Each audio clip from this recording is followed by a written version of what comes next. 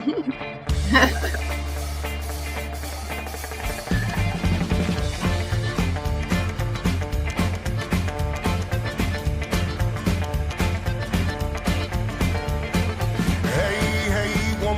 your cherry lips on me. I can't take my eyes off your thighs, baby, can't you see?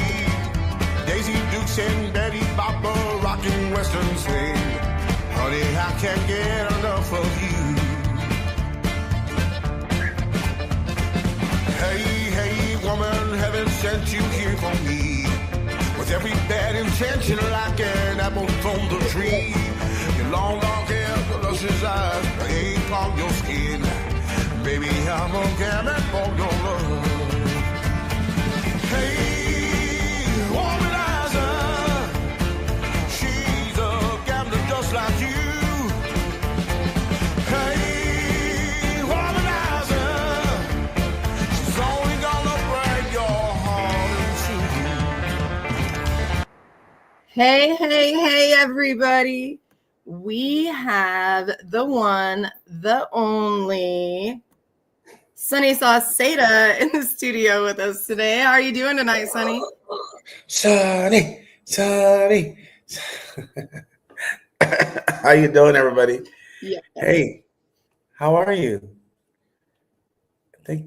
I am doing great. And I was actually, I was tied for words because I was not going to introduce you as Sunny Sauceda.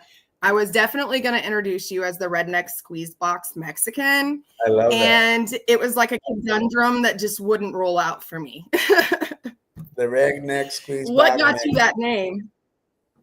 You know, how'd you earn that name? I've always kind of like been a redneck because I grew up in the country, and you know, I play accordion. So when we were writing this song, Sundance actually came up with I had already told him I'm a redneck Mexican, but then to make it fit, he put redneck squeeze box Mexican. So it's like a math thing, right? Like just the syllables, redneck squeeze box Mexican. Well, it's kind of like how you said when we started this, you were like, keep it short and sweet like me. It's kind of like a juice box version, right? I like that. People are thirsty for it out here, man. People are thirsty for it. I see your name just elevating, and I was just scrolling the other day and I'm like, what the heck? Sunny's coming to Wichita Falls. Okay. You're all over the place. What all do you have going on? Like as far as your music career, what are you currently working on as far as priority? There's so many things going on right now, you know, because not only am I doing music, but I have this new position that I accepted December 13th as the Director of Music and Heritage for the Texas Folk Life. So, if I didn't already have a lot on my plate, right? Yeah, it's what I call my grown-up job in the music business, right? And it's for it's for the greater good. It's preservation, archiving, celebrating, advocating for Texas roots music. So it's a different kind of work, right? And so with that comes a bunch of cool opportunities, ways to connect with the community. So I'm doing the music thing and with the Tech Ranch music, and then doing the Texas Folk Life. And so it has me thinking in a whole different way, you know, because I'm just kind of like rapid spitfire. Like I'm just like when I'm literally, I'm just like just banging them out, like content. You know, post, engage, post, engage. But so doing the Texas Folk Life kind of it's kind of awakening the side of my brain that's not been dormant, because I'm pretty strategic and pretty intentional, but you know, it has me thinking in a more analytical. You're at a different perspective because you're looking down now, kind of, and around you instead of up. Yeah, absolutely. So yeah, it's an interesting place to be, because now I'm on the other side of the equation. Now I'm hosting events. I'm also going to launch a record label for the Texas Folk Life. I already run my own record label, and I'm working with Azteca, which is different. It's the Texas countryside, and so it's amazing. But these years have been all about being comfortable with being uncomfortable. So complacency kills. Your comfort zone is where you will die. Yes. So it's all about growth. So put yourself in positions that you are forced to grow. And so it's teaching me a lot. And my ED is Dr. Elise. She's a professor. So it's like having a professor in my ear every day. So it's just crazy. Well, and it's fun. Like an empty, and so I mean, we think about this like we really are, when you're doing light work, which is what you're doing, son, you're doing light work. You are like a pail, and you're going out and you're giving little sprinkles of your water to everybody to help them grow, right? Well, what happens when you keep sprinkling that water out and nobody's putting any in? So you found your people, you graduated. What's that game where they're like, you have unlocked the next level?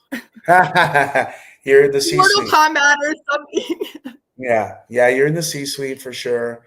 And so it does add a different, dimension to your artistry. And so it's a good place to be at. But, I have to be mindful that, I wanted to do this. I accepted the position only if it was not about me. Right? Because I've seen so many times where people that are also musicians, entertainers, in a position of influence, power, who are also opportunistic and take that for themselves, right? So I want to make sure that's not that. But being the director kind of puts me in the forefront because there's so much to cover. And so it organically happens, but I want to make sure it's not forced. And I'm always want to be inclusive. And so it's fun though. I mean, it's good. It's fun work. It's what I call the dream job, doing what we love to do, when you're like a salary employee, and it's like, it's amazing. It's overwhelming. Sometimes I'm a big bag of emotions. Like, I can't believe this is my life. Oh my God. I go to these. I feel the same way. It's been mind blowing, like last couple of months, honestly. Yeah. Watching what, like I was not supported in the beginning. Definitely not. Everybody was like, who's this chick that she's gonna do radio? Like, it was not. And so, to see things like 2 weeks after an award announcement, somebody shoot to top 50,000 artists worldwide, Tristan Robinson, shout out to that hardworking kid, because it wasn't me that did it, it was him. But the fact that he felt like, he wanted more and he sought us out and got more. And, he used that title. You can get a piece of paper. If you don't do anything with it, it's a piece of paper. And that's not what our events are about anyway. It's about family. The paper is a bonus. Yes. But he took that paper and he took that spot to top 1,000 country music artists. And so I literally feel like my adopted son like graduated high school or something, because like something came out of all of that suffering that I went through. And so how you're talking about how you're doing these different things and you feel like you have something going on different in your life and you feel fuller. The Bible tells us we will reap what we sow. If we're out in the field and all we're doing is picking, we ain't going to have a crop left. You have to plant too. So PSA for those of you who didn't hear me. No, absolutely. 100%. Yeah, I agree. Our thinking is aligned, and it's so true. So that's what we're doing. I mean, that's all I've been doing since I came into Texas country, just plugging in. That's all we're doing, plugging into the system and, meeting people, meeting a bunch of great people, making music, and just kind of, you have to be genuine and authentic about what you're doing. And if it's like truly what you want to do, this isn't just like right now, there's this whole Texas Latino country movement, which is cool. But so here's the thing. So 24 years ago, my old band opened up for the Dixie Chicks. And that was during the Fly tour. And so ever since then, people would ask, like, they would say, we love what you're doing. We just wish we knew what you were saying. We understood what you're saying.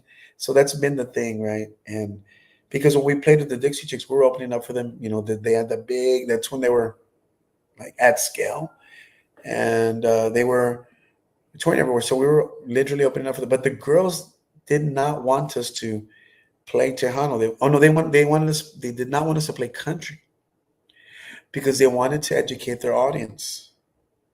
So it was very cool. It was kind of crazy. We're like, wait a minute, but this is a country band. And we did a lot of country back then. I had a singer that sounded like Travis Tritt. And but no, and it was great. People loved it. And ever since then, it was like, but things happened. It didn't work out with that band. And I ended up doing my own thing. The thing I always believe in is it has to happen organically. You can't really force it, right? I had been talking about doing an English version of Sunny Sauceda for many, many, many years. Even my own record label when I was with Tejano Records in San Antonio, which was run by like John Whipple and Chris League. And, they kept telling me, you need to do this. I said, yeah, I get it. But finally I connected with a songwriter, and he wrote Womanizer. He helped me record it. I told him, I want you to run me through the mill. Do not treat me like this. Don't treat me like, I want you to just produce the vocal. And he kind of put the stamp of approval, and that was Abe Mack, who's a tremendous talent, an amazing Texas country artist from El Paso. Amazing. So good. So good. And he's more of a neo-traditional. I'm not that. I'm more of I don't know. I've heard different takes on my voice and the sound. Nonetheless, he put the stamp, and I call him, that experience was what I call pushing me over the edge. I wasn't sure. I'm still finding my voice. There's that, it's like if anybody else I'm coming from another world, right? So there's automatically that rising you up, right? Like if you were to come into Tejano, like, oh, I'm going to do Tejano. I was like, oh, really? Are you? Yeah, really? Let me see. Roll your R's, honey. Yeah. So that's why I chose to work with, Abe has already in the business. We hired, Greg Austin to do radio, and Chris Harbach. And then later on, and then we connected with Jim Watterson, Mitch Ballard, of course, Tammy, Linda, Dave Smith, AJ Vallejo is a great friend of mine, and just all these things, But I literally showed up with my accordion. That's all I did. I just showed up. I don't live in this world of transaction. We're like, what am I going to get out of it? I have a lot of my colleagues that Thank you. Yeah, absolutely. And so that's the thing, you get more, what is it? You get more bees with honey than vinegar, and so I just showed up, and that's all I've been You get doing more ever since. value. You get more honey than vinegar. Is that what you said? More bees with honey than vinegar. Something like that. And so the idea is that, your thing you cut just off. show up. Oh yeah, no, you just show up and you do what you do, and you're not trying to like I get him, like I've got, if I show up to like a Kinfo show or whoever, Jerry DeLeon, hey, come and play. I'm not like, hey, well, I need to get paid. How much you're gonna pay me? I don't say that stuff. It's just in good fun, just camaraderie and connecting with that, that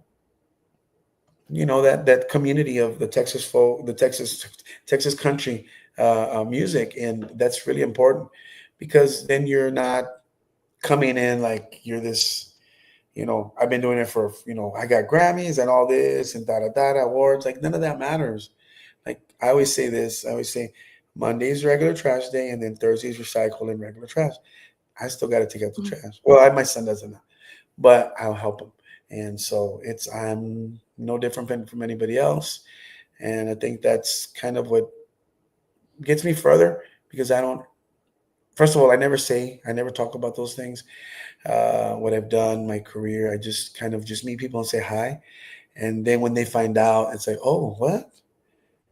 Because I don't need to, it's more of the person, right? Like you're not your awards. You're you because of your personality and your attributes, and you're one to connect with people and be genuine in that connection, like really want to know people and get to know them. And people like to talk about themselves. Who doesn't like to talk about what they've done? Of course, and that's how we connect, right? And so you get to know people, and that's all we've been doing, and we're loving it. It's been an amazing journey this far, and it's just getting better and better, and it's just unbelievable what's happened. And I'm just so thankful, so grateful to all the people that have been supporting us, because I can honestly say that the Texas country community is way more open-minded than the Tejano community. Really. I say that with no bones, like seriously. And I've said that to my colleagues, like, hey man, we need to reciprocate, right? Like they created a category in the Texas country. We need to create a Texas country category in the Tejano Music Awards. So we're working on it. Like we need to, we're all going down the same highway. People fear and hate the things that they do not understand, and the whole world is triggered. It's a self-defense. Like the whole world is triggered. And music is the universal language that will take diversity and create unity and remind everybody that the word cordial still exists. Actually, you're right. You're so right. And, it's, we're all, if COVID taught us anything, is that, no matter what color you are, no matter what your political affiliation is, your favorite sports team, we all needed toilet paper, eggs, toothpaste, all the essentials, right? We're all the same. We really are. So I think I realized that, and whatever it is, if I don't know your culture, like I want to learn it, like I want to learn, but I grew up in the country, so I kind of already know. 100. That is fact right there, because you grew up where you can hear God. Yeah, I grew up in the country. I grew up, like Poteet, Texas, and my neighbor in the back, Lewis, he had roosters, redneck, and he was. I mean, I can still smell the feed, like it's still in my nose. Like I'm like, you can. I remember when. Go ahead. And my wife's uncle Juan, he has roosters. And the gallineros, the I don't know how you say them, I don't know how you say them, but they're because they're raising roosters, right? Or chickens or whatever. The hen houses, right? They have the hen house. The coop. It's the same thing. Like there's no difference other than maybe we're second or third generation Latino, so we're like the English might be broken or it's not there. We don't have a twang, but we're still essentially the same. Heck yeah. So considering you're in historical elements now, do you have a favorite historical buckaroo? Historical buckaroo? Well, that's a good question. You're talking about like Roy Rogers kind of buckaroo, or what are we talking about? Can you specify? Well, that was a question that was not my question, because Cynthia has boring interviews, and I didn't want to kill myself trying to say the Spanish version of that. I mean, buckaroo, that is a great question. Do I have a favorite buckaroo? I mean, I think vaquera is the other word. Oh, a favorite vaquero? Vaquera? Yes, there you go. I knew I was going to kill it. Oh, you're fine. I don't really buckaroo. I'm pretty watered down, honestly. Yeah. Favorite historical cowboy, a legend, a cow herder, someone. I mean, I can't say off the top of my head that I have a favorite, but I do appreciate that. John Wayne wouldn't be considered a favorite buckaroo. I mean, he's an actor, Pancho Villa, right? That's a buckaroo. That's a vaquero. So man, now we're going through history. That's interesting because. Can I what? Here's another one I'm going to kill. Can you give us any cooking tips on barbacoa? You know what? I buy mine at a restaurant. I don't make barbacoa. Barbacoa. I like that you said it correctly. Barbacoa. I mean, if you wanted to say barbacoa, some people say barbacoa. No, I forgot what they say. It's always. I don't have any tips per se because we usually it's a long process to cook barbacoa. It really is. We Is usually just it, I think that you do it in like a slow cooker, right? Overnight kind of thing. It's like a roast, like a version yes, of a roast. yes. Yeah. I'm more of an eater, folks. If you can't tell. So when you go to the record store, what are you looking for? Oh, the record store. I mean, When you go to the music store, what are you fishing around for? I mean, now with streaming, I don't really go to record stores anymore. But when I did, at the time, when I did go to record stores, which there's one in San Antonio called Janie's Record Shop. It's been many, many, many, many years. Back then, it was conjunto, right? I was like buying all these, it was cassettes back then. Sorry, I keep Mhm. interrupting. It was cassettes back You got to keep then. your pencil around. Yeah, exactly. Yeah. It was a lot of cassettes back then, and I was that musician that I would pay like half of one bill and like spend the rest on like stuff that I thought I needed or said I needed. Like, oh, I need this cassette because it's research, and I need this thing for my accordion. I was the worst. I was a typical musician. Like, I just pay enough to get by until I met my wife, and she's like, no, you're not gonna do that anymore. So she got me in check. She got me lined up, all squared away. But that's back then. Yeah, I now with streaming, I'm listening to everything I can. I'm a connoisseur of music. I love music, all kinds of music. It depends on the mood. Like, I actually have my own happy playlist. Do happy music. Things that put you in a good mood.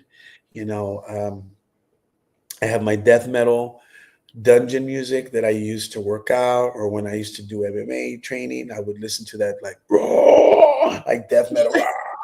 I told today that I feel like when I walk in, people are hearing the soundtrack to Bodies by Drowning Pool or something.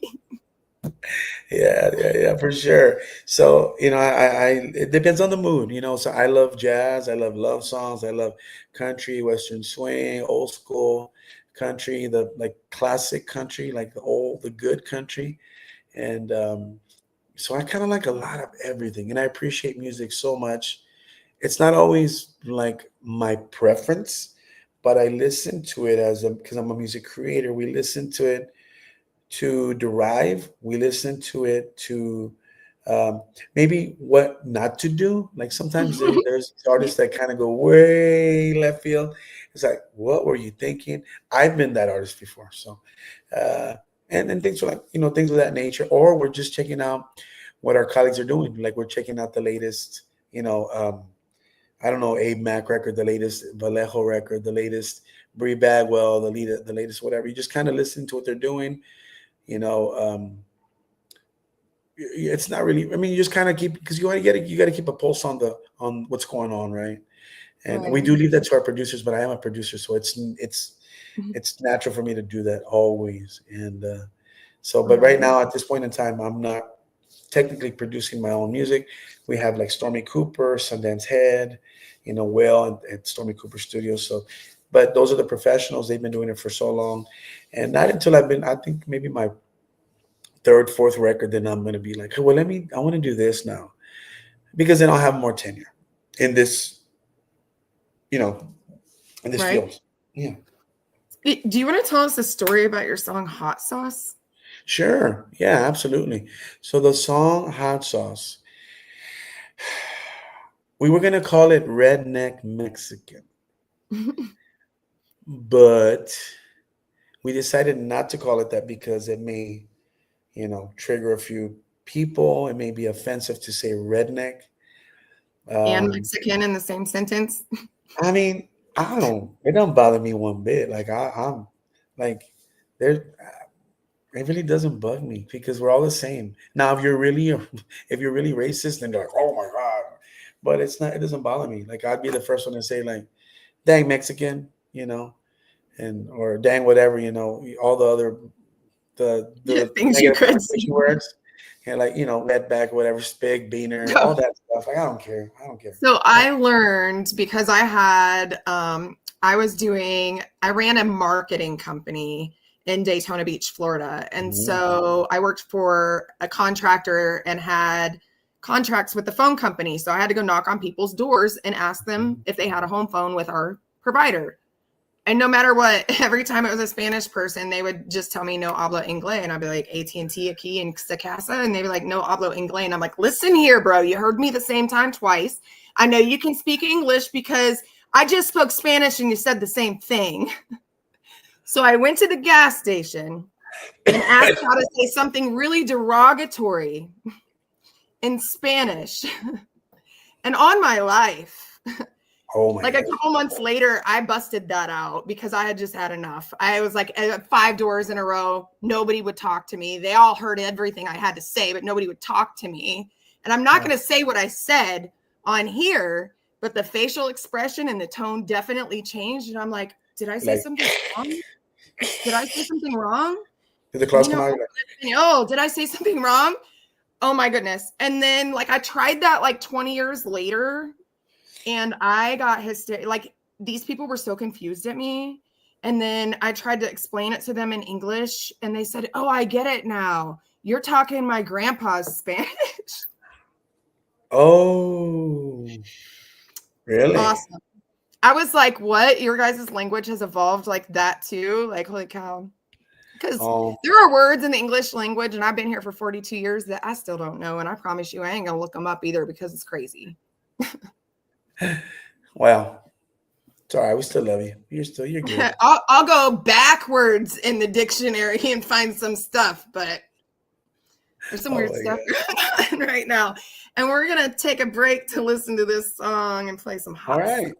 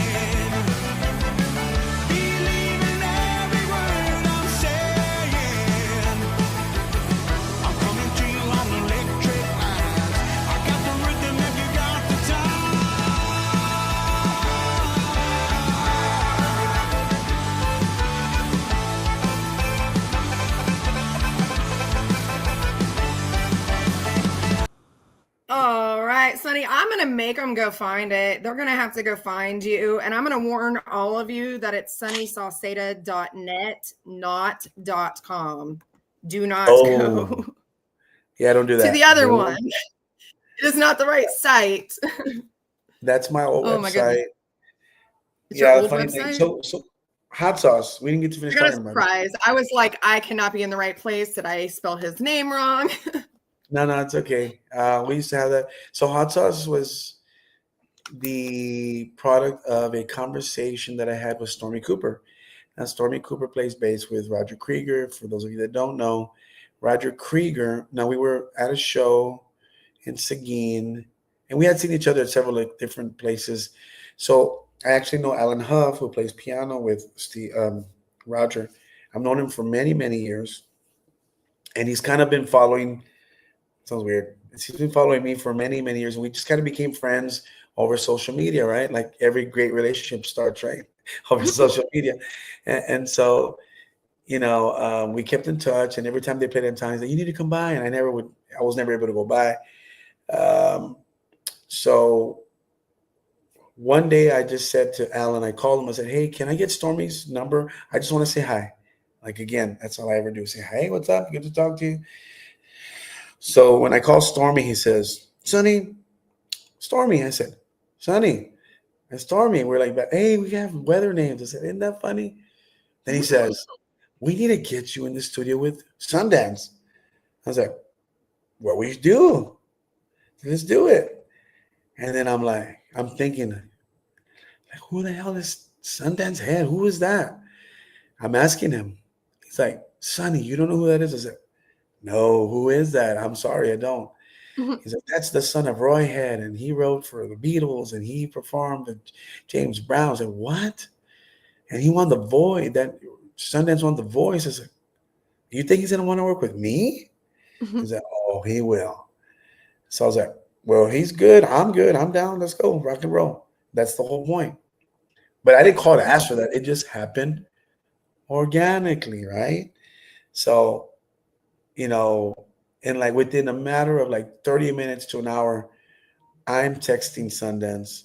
Stormy's texting. We're all texting. We set a date for the session, which is like in April.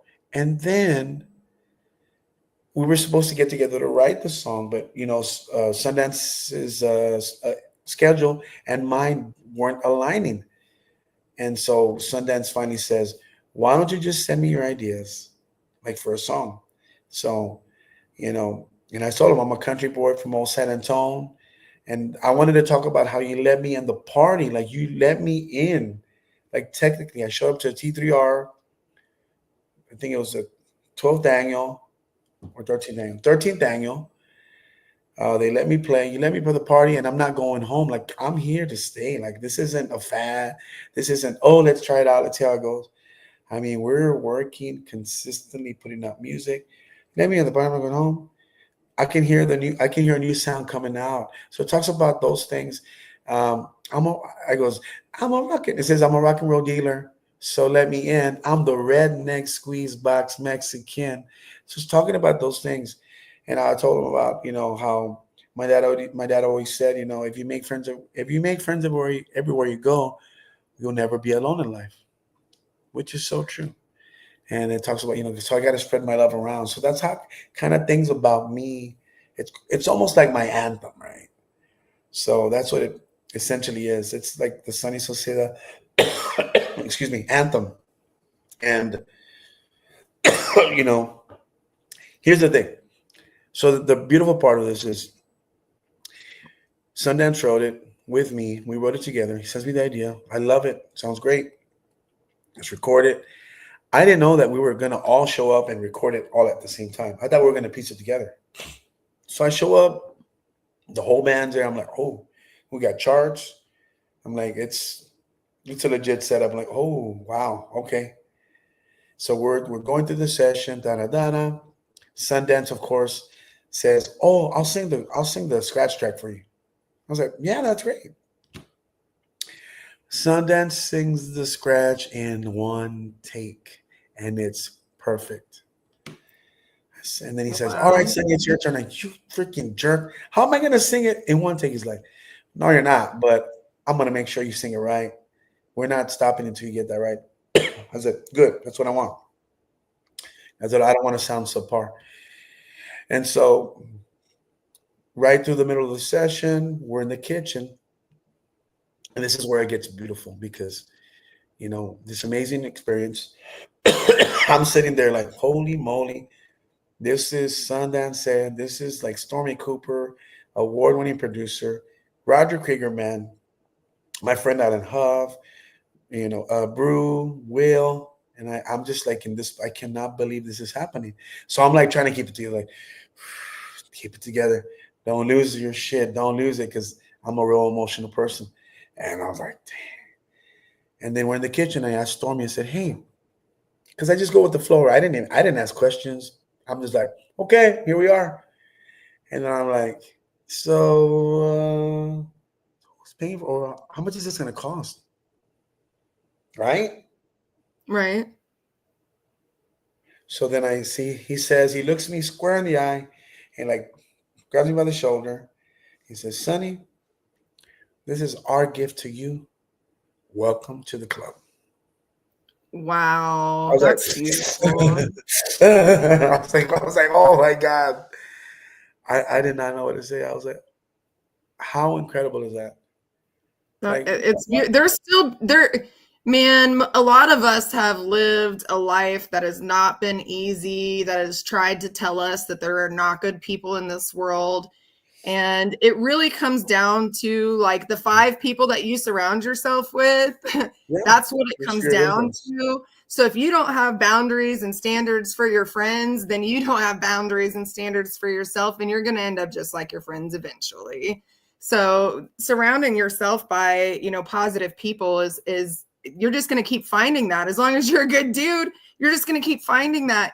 And it's hard to find that, if you're not from the area or you slip and fall once, because people want to judge you. And I have always just loved Jelly Roll. Absolutely. I have made grown men cry and leave my bar because I sang Save Me and come back weeks later that were used to be regular customers with custom rings to tell me that they just felt like they had to do something sweet for me because they could feel my soul in that song. And it took them a while to come back because they were embarrassed because it made them cry. There are good people. You just have to be a good person. You have to stop fearing, because when you live in fear and doubt and anxiety, you're just bringing those things to you. I had to learn that. Yeah, no, you get back what you put into the world, and I'm just so humbled and I live in appreciation that this would happen, because I didn't expect all this. I really didn't. I didn't know what to expect, but I knew if I went in with a good attitude, which is usually always me no matter what, because after 42 years of doing this, it's hard not to be jaded or cynical, one or two or both. And I've kind of always had like the rosy red shades, kind of approach. And some people call it being naive, but not everybody's out to get you.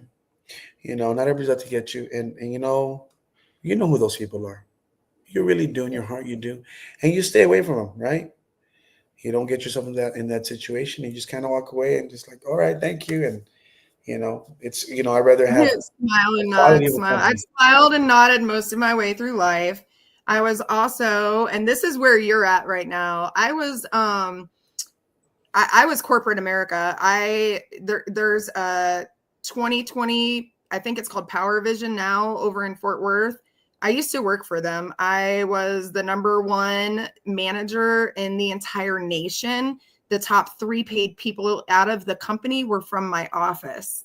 And they taught me that if I find something that I love, I will never work another day in my life. And I don't consider this work. I just consider this waking up and enjoying myself. Oh yeah. But I do grind. There's no doubt about that. I wear more hats than there are on the wall. It's grind is, I used to say that this was my passion. It's no longer my passion. This is an obsession, because you got to be crazy to do it. You got to be crazy. Well, you got to be cuckoo. I really, no, genuinely, you got to first off be a dang outlaw. That's right. And in order to still have those rosy red cheeks, you have to be a child of an outlaw in order to survive this and maintain those. I'm going backwards. I'm going backwards. It's great. I feel the same. What's really weird was I was a rebellious teenager. And when I was really young, I was allowed to go to the gas station and buy cigarettes and alcohol. And now I go to Walmart at 42 and I get carded for Sharpies and spray paint. Oh my gosh. I'm not kidding. It's the most embarrassing thing when you're 42 years old and you got your granddaughter in the shopping cart and you're looking for your ID. It's a compliment. You look young. It is. It is. You look young. It's a compliment. I spent 20 years in the entertainment business and sober for almost 2 years now, but I laughed and told everybody I was embalming myself. That's why I still had my youthful looks. Oh my God. There you go. I like that. That works. Sober life is a much better life. Anybody out there listening, it's possible. I didn't think it was possible for me because I had been in that environment for so long. It was just something that I didn't think I would ever shake. And it's such a more beautiful life. Such a more beautiful life. I hear you. Sure. Any cool Grammy stories? Oh, yeah, I do have a cool Grammy story. Who drinks the most tequila? My guitar player drank the most tequila. He got banned at the bar at the after party. No, my You know, story you had a is good night. he had a great night, and then he was Ralph right after. It was a total.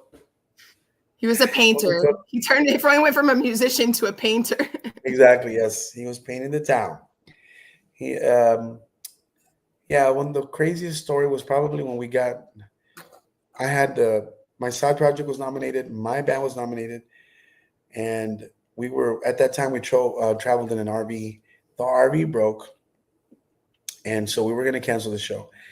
Back then, I did all the interviews, even though I was the accordion player, band leader, musical director, and I got in a fight with the whole band and said, "We are going. I don't care how we go, but we're going to go." I said, "We're going to go. We're not canceling." I had already done the media. We had a nominees party the day before in Arizona, so we drove to Arizona. Then from Arizona, we're gonna go all the way down to out to LA. So we squished like 9 grown ass men in a conversion van, Oh man. and we're like laying all over each other, like just we had to because we were tired, right? It's a long road trip. But I was hell bent on like we're not gonna cancel. We have to be, our word is our, as a man, you're as good as your word. We're gonna go. When you And so have nothing left, if you have your word, you still have everything. that's right. So we went, we did the show, then we drove to California. We're running late, and then because we didn't know what to expect, and the limo and all that jazz, all the red carpet. We show up late to the red carpet. We're like running into the place, right? And as we're running in, my little chubby, I was bigger then, and I'm like running in, and I hear best Tejano album, and then it's like the side project. I didn't like my band didn't win, my side project won. Polkas, accordeones, and gritos. Sonny Sauceda, David Lee Garza, Joel Guzman, and so on. I'm the only one that showed up. Those other two guys, the other guys that were equally billed as me, It was like just a collab thing. They didn't go, and here's why it's so important to show up. So I show up, I'm running, gasping for air, honey, and I get up there. Thank you, thanks to the Academy, da da da. Thank you so much. So guess who gets to take a picture with the Grammy in front of the CBS? Pin and drop. I get to do the Library of Congress. They interview you there, and it's like in the history books forever. And that's the coolest thing that ever happened. And I didn't expect that. I mean, I didn't expect that. I was never on my radar. And so to be able to be there to win, it just kind of makes you realize how small the world is and how, even back then, you're talking about 2004, how connected we really are. And so it's really a small world, like the song, right? And so that was the coolest story I ever. hate that song. I hate that song. I've been to Disney way too many times, and every time I go, that ride breaks down. And when they stop the ride, they don't stop the song. It's kind of spooky. It's sit and listen to that Kinda song eerie. for an hour and tell me you don't hate it. Kind of eerie, but it is what it is. But that was a cool It is. story. And then you got all these little Holland dolls with their wooden shoes sitting around you, and you're sitting in the middle of a river. It's weird. It's weird. So so another historical thing, and we're going to take this back to Tejano. With you being in that element of it, can you tell us about the introduction and the significance of the accordion in Tejano music? That's a great question. So It wasn't from me. I had help. that's okay. Accordion has been so the accordion was implemented into Tejano uh, during it was actually during the Benny Goodman years, which were, I have to Google that, because Tejano is really a reflection of popular music, right? We had Isidro Lopez, who was a saxophone player, but he added accordion to his sound. And so that was, let's look up Benny Goodman, because I don't remember what year that was. Must have So been. while you're looking that up, I want to tell you something that was pretty cool, because you mentioned a saxophone player. When I first got down here, and this is how I ended up with both the Texas State Songwriters and the Texas Brew Radio. I did a bar rescue on this little stabbing cabin, and I turned the place around and I brought in music. And I fought the owner every single week because I had the same freaking band every single week. Because who are you going to get come play for pennies, because there is no budget, when someone just got Zorroed to death on the front patio a couple months prior? Nobody, except for this little gangster blues band that came, and they were the music is what helped me turn that bar around. I didn't do it on my own. I told that band, look, I'm going to guarantee you exposure. You can play every Friday. I'm only going to give you a couple of beers and a gas money, basically, and you're just going to come and have a great time. But consider this your band space. This is band practice. Go do what you want outside of here, but this is band practice. If someone else comes in and wants to play, guess what? This is band practice. They're up there with you. If a whole team comes in and wants to play, then guess what? It's community property. Y'all go take a break and let someone else have a turn. And that's what we did every Friday night. And I fought that owner. He was like, it's like a broken record in here. But we're playing Usher in a blues, like a blues version of Usher. Like they would play everything except for country. But before they left, we were playing country too. Nice. It was an awesome experience. So back to the accordion, the introduction and significance. It was during the 50s and 60s. But accordion music, there's a subgenre called conjunto, which is much like bluegrass is to country, which is the roots music, right? So accordion had always been around, but it didn't start getting interjected into like the 50s and 60s, stuff like that, into Tejano. Tejano was more of like a middle class. Like, remember the Titanic?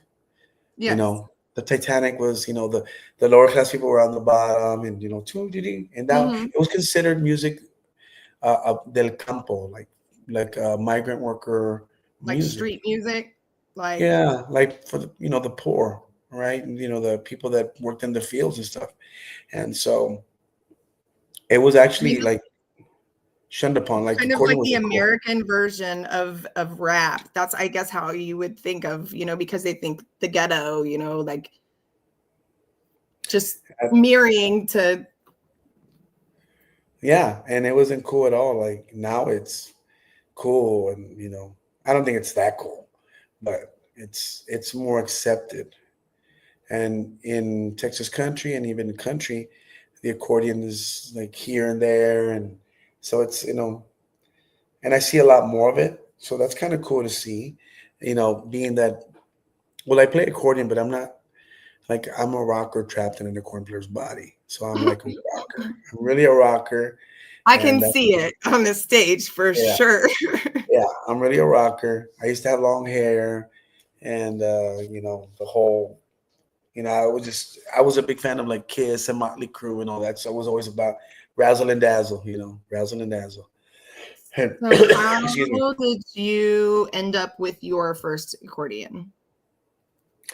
That was, what did we, excuse me. What was that? It might have been a pawn shop accordion my dad bought for me.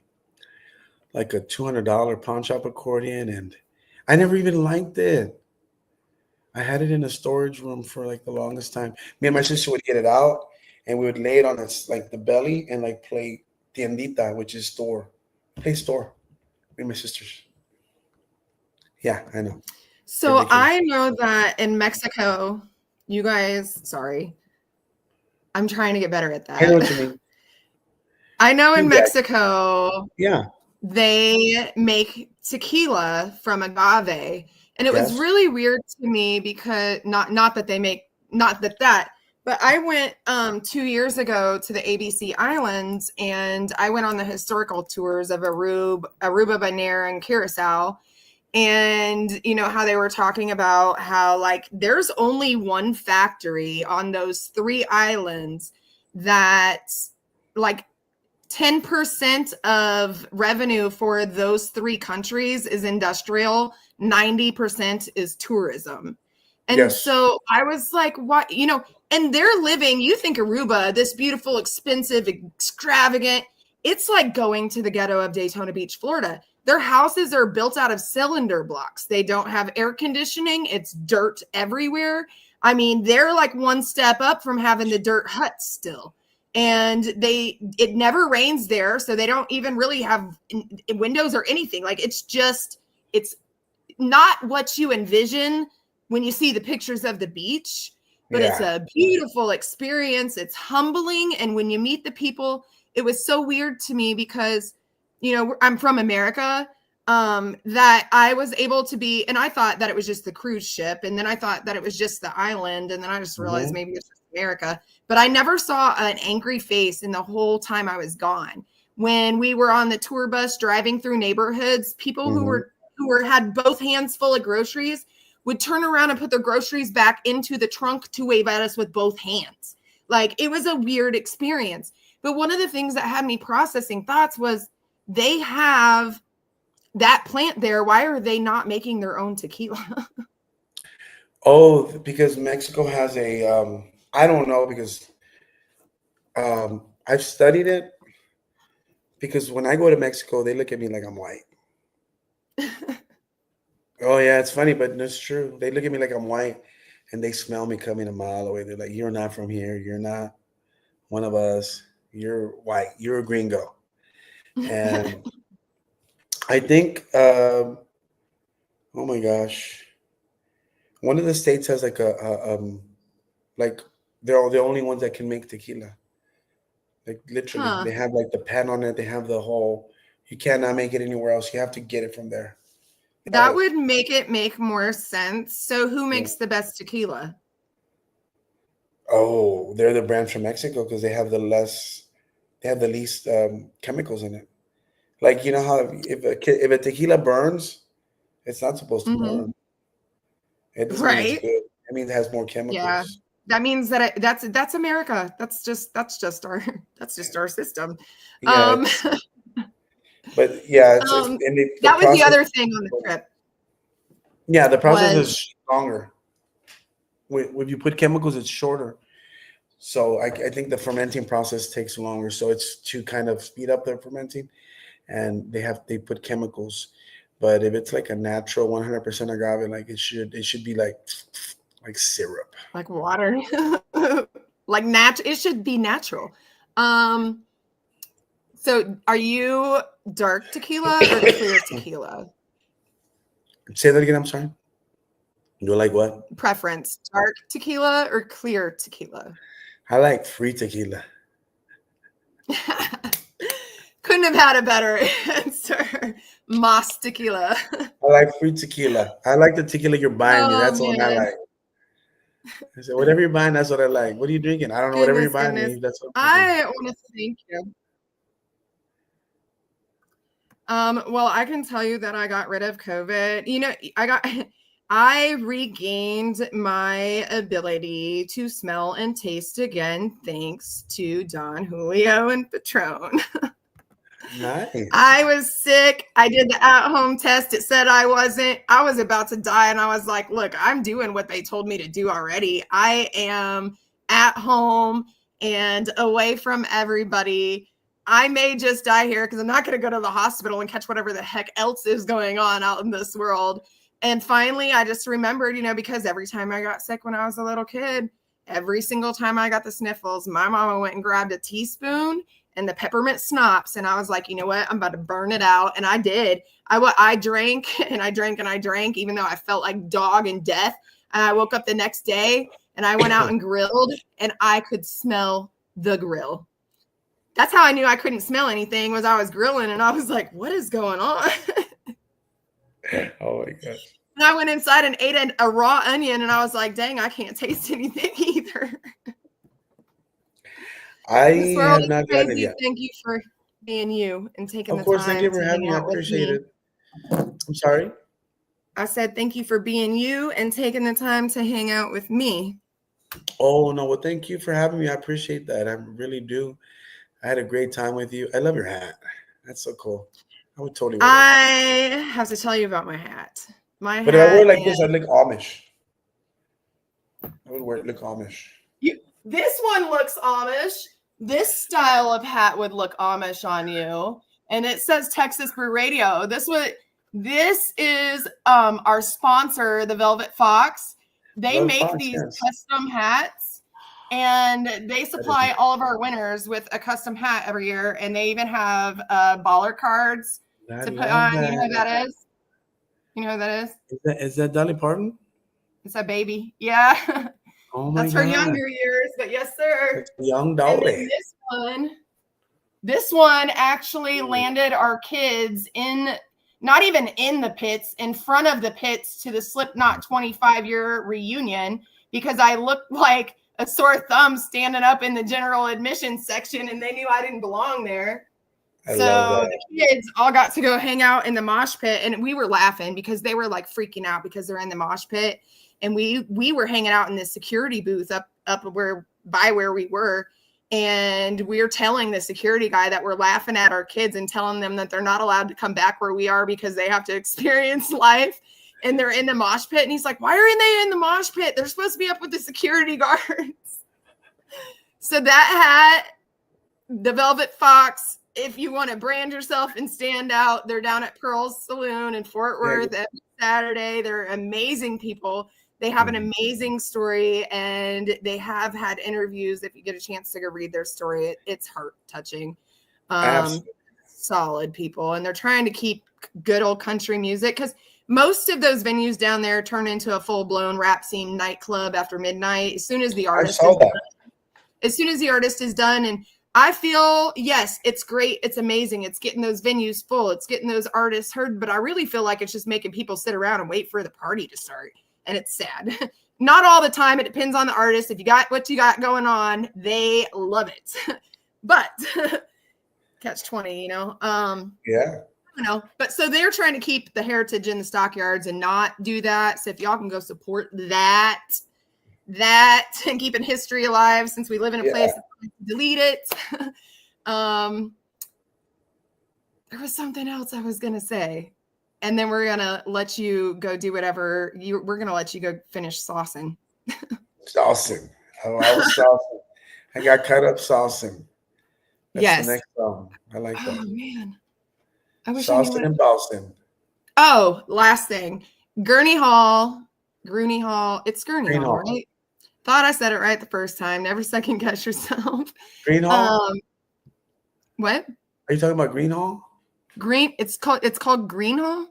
Green Hall, yeah. It doesn't, it's not spelled like that. They just won live music venue. Yes. And you've performed there, right? We haven't performed there yet. Oh, you're getting ready to? I wish we had performed there yet. We haven't performed. Almost. I'm going to have to tell my little research buddy that he just threw me underneath the bus because you can't answer that question. I know. I've been there before. I actually went when Rico performed, when Kinfo performed, which maybe happens a lot. The experience he was asking me to ask you about. Oh, about that experience when Rico played? It was amazing. I had never been to Green Hall in that capacity. I passed by it because I live near Braunfels. I've passed by, walked in really quick, had a beer, walked out. But this time I walked in, checked out the show, and the dance floor is floating. So the floating dance floor. So when people are like stomping their feet, you'll literally feel the whole dance floor. And it's all like, what's going on here? Get a video of this. You need to put your phone down on the floor and see if you can get a video of the sand just junking around with people's boots. That would be an awesome clip. It was crazy. Why is the earth shaking here? It's like it was so crazy. It was incredible. I loved it. And I'm so proud of my friends Kinfo. They're doing amazing. And they have a special place in my heart. Because when I first started doing this, Rico was the one that walked me into the T3R, introduced me to all of his friends, and we looked so alike. Everybody was like, Rico? I was like, no, Sonny. And then everywhere I go, it's like, hey, where's Rico? I said, I don't know. Let me check my pocket. It's not my turn to watch him. It's your turn to watch him. So shout out to Kinfo and Rico and the crew, Jennifer. And, they work with Jennifer Redding and Ray. And They're doing a phenomenal job. Heck yeah. I do want to mention, because we jumped over like 5 hurdles and still didn't make it work, that Sunny has a song called God Blessed Texas. Y'all need to go look it up. We tried our darndest to get it on here. I told him I was going to be embarrassed if I couldn't, but God said you need to go find it yourself. That's okay. We can do it at a later time. Sauceda. What's up? Thank you. Of course. Thank you so much for having me. Yes, we are going to tell you to go find him on all your social medias. Go make sure that you put his profile on Spotify, hit the play button, and just walk away and leave it. And we're going to listen to his last song on the way out. All right. And have a great night. Thank you, Sonny. You too. Thank you so much. Thank you for having me. I love you, folks. Make sure to like, share, follow, and repeat. Have a good night. Good night.